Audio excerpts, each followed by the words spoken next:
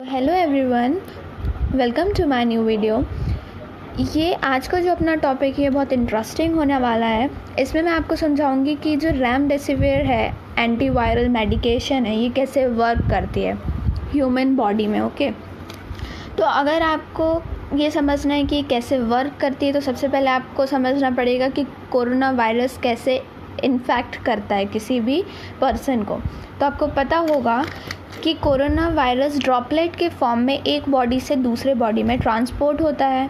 अगर उस ड्रॉपलेट में कोरोना वायरस है और दूसरे पर्सन ने इनहेल कर लिया तो ऑब्वियस सी बात है वो उस पर्सन की बॉडी में चला जाएगा और वो पर्सन इन्फेक्ट हो जाएगा कोरोना वायरस से।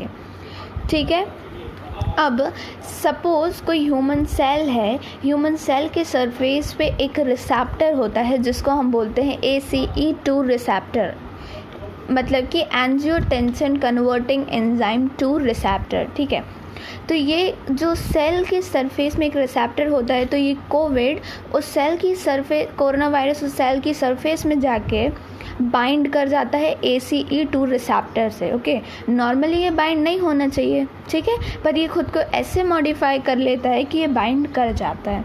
देन सेल के अंदर ये एंटर कर जाता है।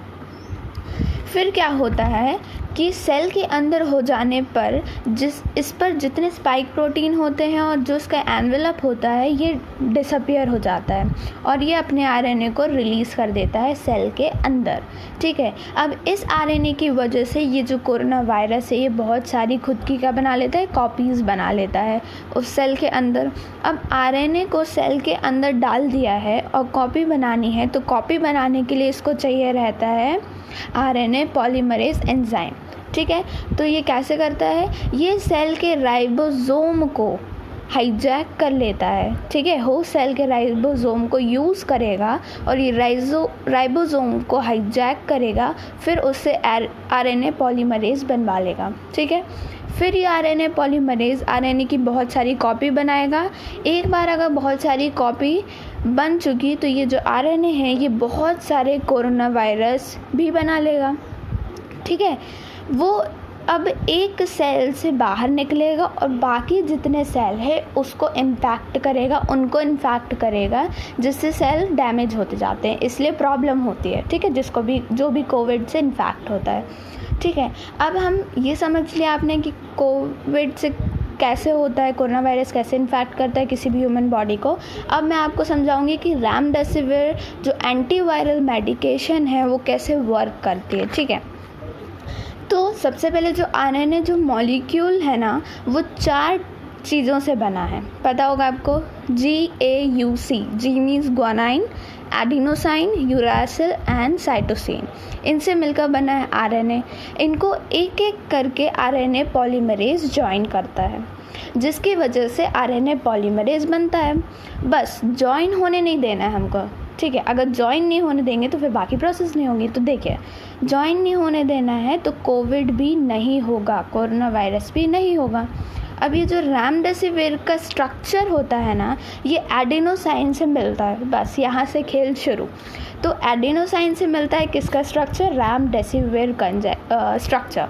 ठीक है, अब ये जो RNA पॉलीमरेज है ये RNA की सिंथेसिस करता है, पर अब इसको नहीं पता कि ये जो RNA पॉलीमरेज है ये गलती से इसने एडिनोसाइन की जगह रेमडेसिविर को पिक कर लिया है।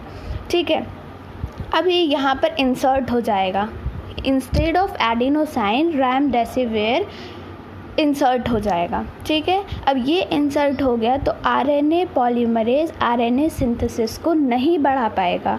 एक बार अगर ये प्रोसेस रुक गई तो सिंथेसिस भी नहीं होगा, सिंथेसिस नहीं होगा तो वायरस नहीं बनेंगे, वायरस नहीं बनेंगे तो बहुत सारे सेल भी इम्पैक्ट नहीं होंगे, बाकी जो सेल हैं, और बहुत ईजिली सिंथेसिस रुक जाएगी। ठीक है, और अगर एक बार सिंथेसिस रुक गई तो बाकी सेल तो इम्पैक्ट हो ही नहीं रहे हैं, तो अब जो बचे हुए जितने कॉपी उसने बना ली है उसको इम्यून सिस्टम ईजिली डिस्ट्रॉय कर देगा। तो ऐसे वर्क करती है रेमडेसिविर। अच्छा, इसमें एक चीज़ है जो ध्यान रखनी पड़ती है कि यदि अगर जो पेशेंट है वो घर पर है या फिर हॉस्पिटल में भी है लेकिन उसको ऑक्सीजन की ज़रूरत नहीं है तो रेमडेसिविर देने की परमिशन नहीं है अभी उस पेशेंट को। सिर्फ तब दी जाती है ये मेडिकेशन जब जो पेशेंट है वो हॉस्पिटल में है और ऑक्सीजन की ज़रूरत है उसको। आई होप आप लोगों को अच्छे से समझ आया होगा। So thank you and stay tune for upcoming videos and stay healthy.